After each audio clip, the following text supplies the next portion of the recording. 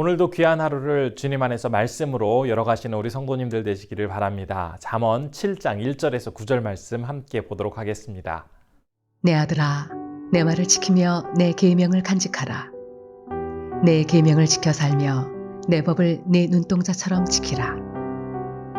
이것을 네 손가락에 매며 이것을 네 마음판에 새기라.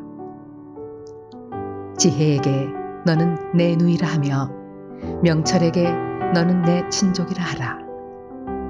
그리하면 이것이 너를 지켜서 음녀에게 말로 호리는 이방 여인에게 빠지지 않게 하리라. 내가 내 집 들창으로 살창으로 내다보다가 어리석은 자 중에 젊은이 가운데에 한 지혜 없는 자를 보았노라. 그가 거리를 지나 음녀의 골목 모퉁이로 가까이하여 그의 집 쪽으로 가는데 저물 때 황혼 때 깊은 밤 흑암 중에라. 우리는 많은 정보를 인터넷 검색이나 유튜브 영상을 통해서 요즘 얻고 있습니다. 그런데 계속해서 살펴보고 있는 잠언 말씀의 핵심, 바로 지혜에 대해서 우리가 인터넷을 검색한다거나 유튜브 영상을 시청한다고 해서 이 지혜를 알 수는 없습니다. 누군가가 가르쳐주는 내용을 듣는다고 해서 알 수 있는 것도 아니고, 또한 어떤 측정할 수 있는 객관적인 방법이 있기 때문에 그 기준에 따라서 우리가 지혜를 알 수 있는 것도 아닙니다. 그렇다 보니까 우리가 지혜가 좋다는 것, 그리고 꼭 필요하다는 것은 알겠는데 지혜롭게 사는 삶이 도대체 무엇인가 라는 의문을 갖게 되는 경우가 참 많습니다. 히로나카 헤이스케라는 일본 수학자는 학문의 즐거움이라는 책에서 지혜를 수학적으로 분석을 합니다. 지혜를 넓이, 깊이, 힘 이렇게 세 측면으로 나누어서 설명을 합니다. 넓이의 측면은 다양한 분야의 지식을 많이 알아가면서 폭 넓게 지식을 쌓는 것을 의미한다고 말합니다. 그러나 이것은 지혜의 한 측면이긴 하지만 이것이 곧 지혜는 아니라고 말합니다. 두 번째 측면인 깊이의 경우에는 어떤 분야를 전문적으로 깊이 아는 것을 의미한다고 말합니다. 이건 역시 지혜의 한 측면일 뿐 이것 자체가 지혜는 아니라고 합니다. 세 번째 측면인 힘은 결정하고 결단하는 능력을 의미한다고 합니다. 즉 많이 알고 깊이 아는 것에 그치는 것이 아니라 이것을 가지고 결단하는 능력을 발휘하게 될 때에 비로소 이 사람은 지혜로워질 수 있다라고 밝히고 있습니다. 히로나카 헤이스케 이야기처럼 지혜는 많이 알고 깊이 안다고 해서 얻어지는 것이 아니라 아는 것을 삶을 통해서 구체적으로 실현하는 이러한 능력과 힘을 통해서 그 가치가 구체적으로 보여지게 됩니다. 이와 같이 우리 역시 잠언의 말씀을 통해서 지혜에 대해서 참 다양한 이야기를 접하고 있지만 이것을 아는 것으로 우리가 지혜를 얻는 것이 아니라 바로 삶을 통해서 구체적으로 실천되게 될 때 지혜로운 삶이 될 수가 있습니다. 솔로몬은 오늘 잠언 7장을 통해서 우리에게 지혜롭게 살아갈 수 있는 인생의 방법을 또한 가르쳐주고 있습니다. 그런데 그 내용은 이미 2장과 5장, 6장에서도 이야기했었던 적이 있는 음녀에 관한 이야기입니다. 앞에서 살펴본 이야기는 대략 이런 것이었습니다. 2장에서는 음녀에 이르는 길이 죽음의 길이라는 내용이었고 5장에서는 음녀에 빠진 사람이 이제 입게 될 손해에 대해서 이야기했었습니다. 그리고 바로 앞장 6장에서는 음녀 때문에 결국 목숨까지도 잃게 될 수 있다는 경고를 전하고 있었습니다. 지혜자는 6장에 이어서 7장을 시작하면서 바로 음녀에 대한 경고를 하는 것이 아니라 우선 1절부터 5절까지 말씀의 중요성에 대해서 먼저 강조를 하는 것으로 시작을 하고 있습니다. 7장 2절과 3절의 말씀을 보면 말씀을 지키고 말씀을 손가락에 메고 또 마음판에 새기라고 증거를 하고 있습니다. 여기서 사용된 지키다라는 단어는 목자들이 양과 염소를 칠 때에 맹수로부터 자기가 키우던 양이나 염소를 지키는 그런 단어와 같은 단어를 사용하고 있습니다. 유목민에게 있어서 양이나 염소는 중요한 재산이었기 때문에 이 양과 염소를 노리는 맹수들의 공격을 막아내는 것은 목자들에게 있어서는 너무나 중요한 일이었습니다. 이를 위해 밤잠을 설치기도 하고 정말 힘을 다해서 가축을 지켜냅니다. 만일 목자가 양을 제대로 지키지 않으면 결국 맹수에 물려 죽게 되어서 재산상 커다란 손해를 입게 됩니다. 이처럼 지혜자는 지금 말씀을 지키라는 이 권유를 통해서 할 수 있으면 하고 사정이 허락되지 않아서 할 수 없으면 하지 말라는 식으로 전하는 것이 아니라 만일 말씀을 지키지 않으면 결국 내가 커다란 손해를 입게 되고 빼앗기고 또한 상하게 될 것이기 때문에 두 눈을 똑바로 뜨고 반드시 그 내용을 지키고 행동으로 옮기라고 강력하고도 절박한 심정으로 지금 이 말을 전하고 있습니다. 그러면서 하나님의 말씀이 우리의 눈을 깨끗하게 정화하고 그 말씀이 손에 매여 있어서 무슨 일을 하든지 말씀의 영향을 받게 되고 또한 우리의 가장 중심이 되는 마음 역시 말씀에 분명하게 세워져 있어야 한다라고 강조를 합니다. 이렇게 말씀의 중요성에 대해서 강조를 한 이후에 6절부터 이제 본격적으로 음료의 이야기를 시작합니다. 솔로몬이 집에 난 창을 통해서 밖을 바라보고 있는데 그때 지나가고 있는 한 젊은이를 보고 그를 유심히 관찰합니다. 그 사람은 8절의 말씀에 의하면 거리를 지나서 음녀의 골목의 모퉁이로 가까이 하게 되고 또 그의 집 쪽으로 가고 있다고 전하고 있습니다. 그런데 이 말씀에서 음녀는 단순히 몸을 파는 어떤 여성을 의미하는 단어가 아닙니다. 남편이 있는 유부녀를 뜻합니다. 또한 이 젊은이가 그 여성을 찾아가는 과정을 보면은 우연히 알게 된 곳을 이곳저곳 물어가면서 더듬어가면서 찾아가는 것이 아니라 이미 여러 번 가서 잘 알고 있는 그러한 장소를 사람의 눈을 피해가면서 좁은 길로 가고 있음을 알 수가 있습니다.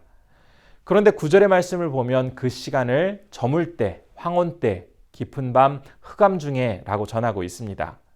날이 점점 더 어두워지고 있는 광경을 지금 9절의 말씀이 묘사를 하고 있습니다.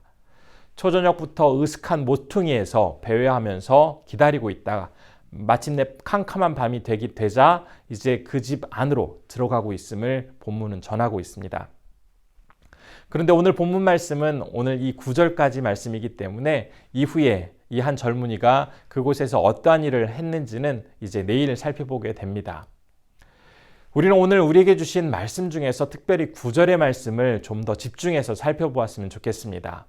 한 젊은이는 지금 음녀의 집을 배회하다가 날이 저물고 밤이 깊어지자 이제 그 집 안으로 들어가고 있습니다.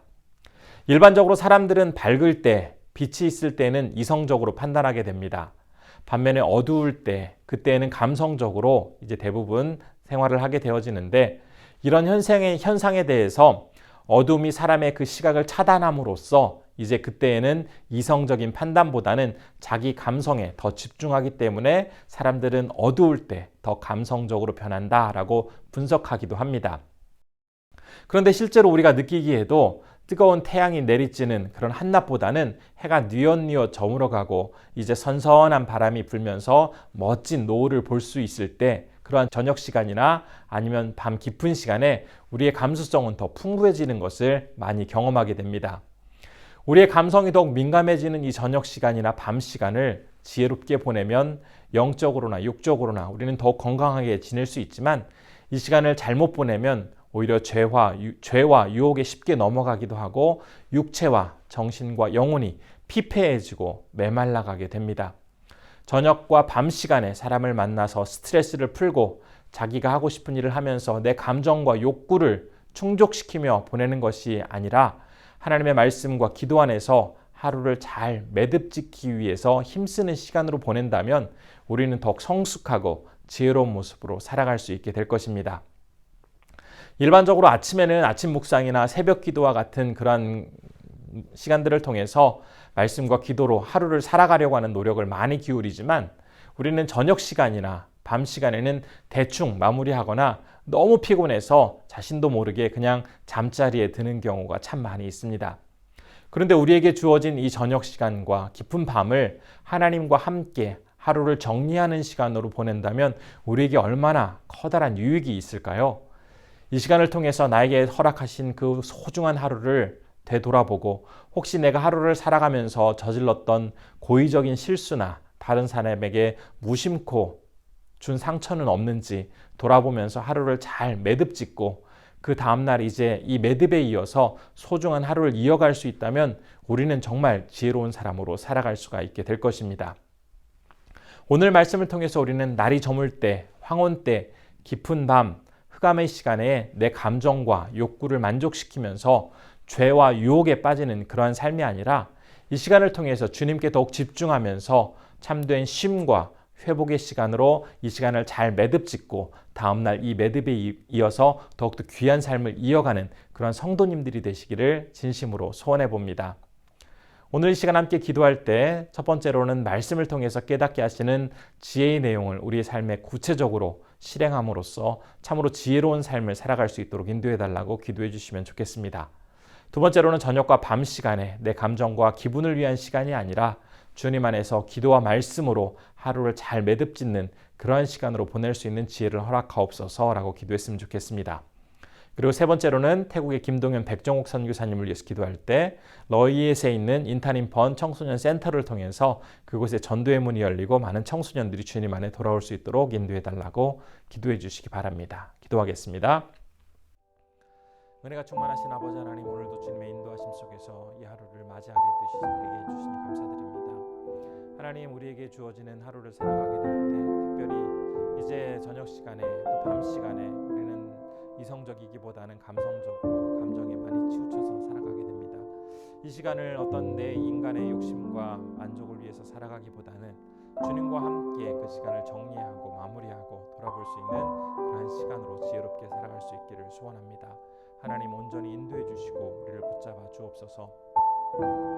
아버지 하나님, 특별히 오늘 기도할 때 이제 태국에서 사역하시는 백정옥 선교사님 또 김동현 선교사님을 위해서 기도합니다. 하나님께서 지켜주시고 건강 주시고 인타님펀 센터를 통해서 많은 청소년들이 주님 만나게 하시고 이 어려운 태국의 상황을 주님의 인도하심 속에서 지혜롭게 잘 이겨내게 하시고 지치지 않게 하시고 영역간에 늘 강건케 하여 주옵소서. 우리 성도님들 삶 속에서 늘 주님의 인도하심으로 기쁘고 감사한 일들이 참 넘칠 수 있도록 우리 성도님들의 삶도 주님께서 주관하여 주옵소서. 참으로 은혜가 풍성하신 아버지 하나님, 오늘도 우리에게 귀한 하루를 허락하여 주심에 감사드립니다. 우리가 살아가는 이 삶은 하루하루 주님이 주시는 지혜를 우리의 삶에 구체적으로 실현하며 살아가게 될 때 참으로 지혜로운 사람이 될 수 있음을 다시 한번 기억하게 됩니다. 많이 아는 것에 그치는 것이 아니라 그것이 온전히 삶으로 드러날 수 있는 지혜로운 사람이 될 수 있도록 주님 인도하여 주옵소서. 특별히 아버지 하나님, 우리에게 허락되어지는 저녁의 시간, 밤의 시간을 아버지 하나님과 함께 지혜롭게 보낼 수 있기를 소원합니다. 내 감정과 욕구를 충족시키는 시간이 아니라 주님과 함께 하루를 잘 매듭 짓고 돌아보고 치유와 회복의 시간으로 보내서 그 다음날 그 매듭에 이어서 더 아름답고 귀한 하루를 이어갈 수 있는 우리의 인생이 될 수 있도록 주님 붙잡아 주옵소서. 오늘은 태국에서 사역하시는 김동현 백정옥 선교사님을 위해서 기도합니다. 우리 선교사님 건강으로 지켜주시고 인타님펀 청소년 센터를 통해서 그 지역에 많은 청소년들이 주님 앞에 돌아오게 하여 주시며 우리 선교사님 늘 영역간에 강건함 주시고 어려운 태국 상황 속에서 복음이 잘 전해질 수 있도록 하나님께서 모든 것 인도하여 주옵소서.